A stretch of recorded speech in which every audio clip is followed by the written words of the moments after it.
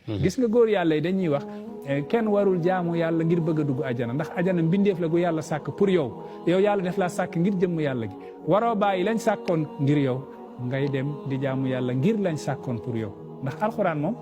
nettali nañu suuf si fii loo fi gis xalaqa lakum maa fil ardi jamii'an lu nekk ci suuf rek yéen tax ma sàkk ko ajana ak safara ñaari kër la xuliqaa daaray naimi wa shaqa comme ni Misbaahu Saalik waxee ñaari kër la yàlla sàkk li naimi ñeel ku def lu baax mu yóbbu la ci këru xéewal ga ku def lu bon mu yóbbu la ci këru texew yi bu ma nit amul ku dul kenn ci ñaari kër yi mooy ajana wala safara fariqun fi jannati wa fariqun fi sa'iir waaye nag am na góor yàlla yoo xam ne dañoo gis ñaari kër yooyu yëpp nit a tax ñu sàkk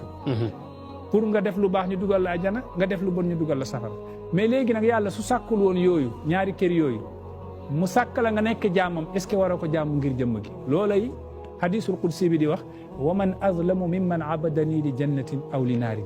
walaw lam axluq jannatan wala naaran alam akun ahlan bi an ubad kenn gënul tooñ ku may jaamu ngir bëgg a dugg ajana wala boog ragal safara man maa la sàkk ngir sama jëmm xanaa su ma sàkkuloon ajana ak safara waroo ma jaamu ngir man maay sa borom